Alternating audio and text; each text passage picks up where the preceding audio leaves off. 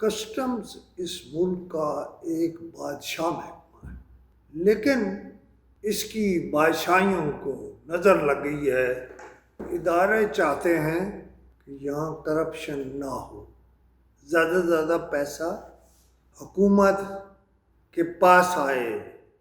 लेकिन जब इस महकमे की तरफ आप जाते हैं तो इसमें इस वक्त चेयरमैन के अलावा 2 अफसर ऐसे हैं जो ग्रेड 22 में हैं। एक अफसर को तो कोई और इदारा दे दिया है, हालांकि मेरी राय में उसे भी यहीं इस्तेमाल करना चाहिए था। लेकिन दूसरा इतना सीनियर होने के बावजूद OSD है, ऑफिसर ऑन स्पेशल ड्यूटी है। अगर अचानक इस इदारे का किसी को सरबराह बनाना पड़ जाए, हो जाते हैं वाक़यात, तो सिर्फ एक अफसर ग्रेड 22 का इसका अहल रह जाता है। खैर, ये कहानियाँ तो सुनाते रहेंगे, लेकिन ये वापडा नहीं, कस्टम है। क्योंकि मैं नाम लेने लगा हूँ एक ऐसे अफसर का जिसका नाम बिजली मशहूर है। उसका एक बेटा भी मेरा ख्याल है, मुझे सही याद है, वो भी कस्टम्स में है। लेकिन बिजली रिटायर हो गया है और बिजली की मौज ये बन गई है कि रिटायरमेंट के बाद वो लोगों की पोस्टिंग ट्रांसफर्स कराने के भी पैसे लेता है। और हाल ही में इसने 2 लोगों से 25-25 लाख रुपए लिया है और उनके बदले में उनसे 50 लाख वसूल करके मौज कर रहा है। लेकिन इसकी मौज कहाँ तक जाएगी ये अगले प्रोग्राम में मैं आपको बताऊंगा। लेकिन अब एक और बात बताता हूँ कि ये जो फैज़ चद्दर साहब थे, DG इंटेलिजेंस, उन्होंने बलूचिस्तान से, बल्कि बलूचिस्तान के कस्टम के इंटेलिजेंस से 2 लोगों को 2 साल पहले ट्रांसफ़र किया था। और उसकी वजह कोई उस अफसर की पसंद नापसंद या और नहीं थी, उसकी वजह करप्शन थी, क्योंकि इन्होंने वहाँ अंत मचा रखी थी। जब कस्टम्स इंटेलिजेंस का महकमा ख़त्म हुआ या पार्टली ख़त्म हुआ, तो ये लोग कस्टम इंटेलिजेंस को छोड़कर इन्फोर्समेंट लाहौर में चले गए। और एक जिसका नाम एन रे बे है, मुझे उसका असली नाम भी आप समझ गए हों, और दूसरे का एन मीम और छोटी ये है। देखिए, जो मैंने कहा ना कि 2 अफसरों के पैसे पकड़ लिए हैं, एक जिसका नाम एन रे बे है, मुझे उसका असली नाम भी आप समझ गए हों, और दूसरे का एन मीम और छोटी ये है। अफसरों के पैसे पकड़ लिए हैं बिजली ने, 25-25 लाख पकड़ लिया। वो दोबारा बलूचिस्तान जाना चाहते, बल्कि मैं सीधा कहूँ गिरानी जाना चाहते, और शायद जा भी चुके हैं। लेकिन बात यहाँ ख़त्म नहीं हुई। महकमे में एक अफसर ऐसा भी है जिसको करप्शन से दूर रहने की वजह से इदारों ने A ग्रेड पे रखा हुआ है। उससे बड़े बड़े लोग नाराज़ हैं।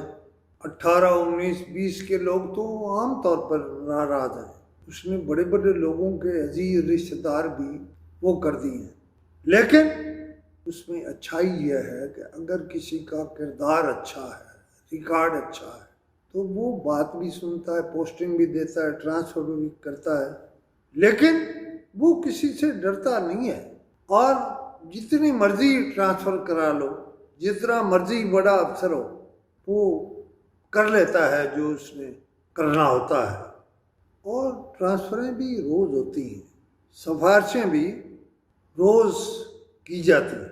ये तो कोई मेरा ख्याल है 200 के करीब ट्रांसफ़रें हो गई हैं। लेकिन मेरा मकसद किसी की तारीफ़ करना भी नहीं। आज किसी की तारीफ़ कर रहा हूँ, कल कुछ और भी कर सकता हूँ। और बहुत सारे लोगों के बहुत सारे सिफारशी थे। मसलन इस कस्टम्स में अजीबो गरीब वाक़यात होते हैं। मसलन एक बंदा कस्टम्स में मुलाजिम है और यूनिवर्सिटी का बाकायदा तालिब इल्म भी था। इसने एक छुट्टी नहीं ली, नहीं की। सवाल यह है कि वो जिन था, वो कोई भूत था, वो कोई परी थी, वो कोई गायब होने वाली चीज़ थी। मैं दावत दे रहा हूँ चेयरमैन से लेकर नीचे के मुतल्लिक़ अफसरों तक कि आप इस शख्स का जो कस्टम्स का मुलाजिम है उसका रिकॉर्ड चेक कराएं, इंक्वायरी कराएं, डिपार्टमेंटल इंक्वायरी भी कराएं। छोड़िएगा नहीं, क्योंकि मैं नहीं छोड़ूंगा। ऐसा कौन सा कस्टम का मुलाजिम हो सकता है जो छुट्टी ना ले और ड्यूटी पर रहे? जाहिर है उसने या महकमे के साथ गद्दारी की है और गलती की है और ख़राबी की है, या उसने अपनी तालीम वाले इदारे के साथ खराबी की। लेकिन इसका कमाल यह है कि इसका दूसरा भाई बहुत एक्स्ट्रा ऑर्डिनरी ज़हीन है, वो मास्टरमाइंड है से भाई। और इन दोनों, ये दोनों मेरी इतरा के मुताबिक भाई हैं और तुर्बत से इनका ताल्लुक़ है। लेकिन ये तुर्बत में किसी को नहीं लगने देते। और काम क्या करते हैं? कमाल इनका क्या है? रिश्वत के पैसे में से 20%, कुल कितना है ये मैं नहीं बताऊंगा, वो भी महकमा देखे, वो भी महकमा इंक्वायरी करे। 20% ये ऊपर तक तकसीम करते हैं और नीचे ये खुद रखते हैं दोनों। और अगर कोई बंदा गलती से ट्रांसफ़र होकर वहाँ चला जाए और रहना चाहे, इन्होंने ये चीज़ भी रिकॉर्ड पर है कि इन्होंने उसे वहाँ मारा, नंगा किया। इससे आगे तो कुछ नहीं हो सकता। और वो वापस आ गया, लेकिन ये सिपाही वहीं रहे। और जब ये गडानी कस्टम्स में थे और उस वक्त भी ये सिपाही होने के बावजूद कस्टम्स इंटेलिजेंस के होली सोली थे। और मैं पहले कह चुका हूँ कि वो तुर्बत में किसी को नहीं लगने देते। हालांकि ये शायद तुर्बत ही के रहायशी हैं, लेकिन उनकी ताकत कि उन्होंने कस्टम्स में अंधेर मचा रखा है, छाए हुए हैं वो, और ये किसी दूसरे को लगने भी नहीं देते। ये जो चदर साहब थे, उन्होंने पता नहीं कैसे मत कर ली और कुछ लोगों को ट्रांसफ़र कर दिया। लेकिन ये लाहौर से इन्हीं दिनों फिर बलूचिस्तान जा रहे हैं या चले गए। कस्टम्स में एक बंदे को कहते हैं कि वो कंप्यूटर से ज़्यादा जीनियस है, और वो है मुबीन। मुबीन सोचता है कि छोड़ देना चाहिए ये गंद, उसके बच्चे अच्छी जगह पर हैं, रिकॉर्ड भी अच्छा है और काम भी अच्छा करता है। लेकिन इस जैसे या इन जैसे लोगों ने मेरा ख्याल है मुबीन को इतना परेशान कर दिया है कि अब मैं ये नहीं कह सकता कि मुबीन रहेगा या नहीं रहेगा। लेकिन मैं ये एक सवाल है मेरा, ये कस्टम्स इंटेलिजेंस आपने ख़त्म क्यों किया था? इस वक्त एक बंदा जिसे बेपनाह पसंद किया जाता है उसके काम की वजह से, उसके पास भी तो कुछ 70 के करीब लोग हैं जो कस्टम्स इंटेलिजेंस में हैं। कुछ लोग उन्हें पसंद नहीं भी करते। उसकी वजह है बात न मानना और काम करना। अच्छा, 70 बंदों के साथ अगर इंटेलिजेंस हो रही है तो 170 के साथ भी होनी चाहिए। आपने ख़त्म क्यों किया? आपकी प्लानिंग क्या है? ये तो आप बता दें कि ये जो निज़ाम है ये आखिर क्यों बदला जा रहा था और ठीक क्यों नहीं हो रहा था।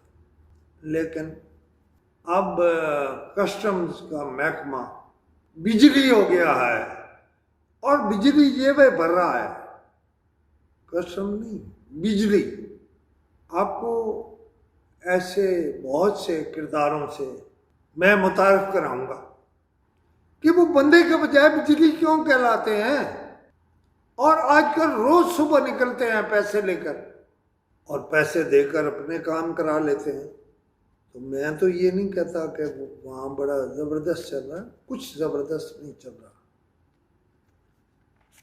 और बलूचिस्तान में तो मैंने कल भी कहा था और आज भी कह रहा हूँ, गदर है, गदर है और गदर है।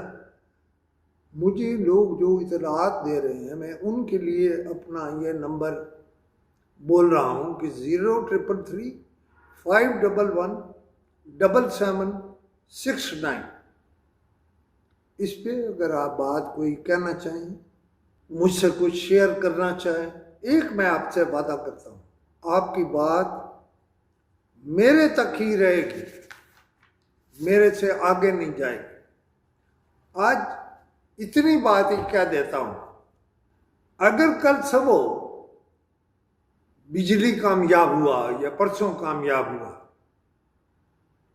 तो मुझे समझ लग जाएगी और मैं वो नाम भी बोलना शुरू कर दूंगा जिनके लिए बिजली के जेब में पैसे जा रहे हैं।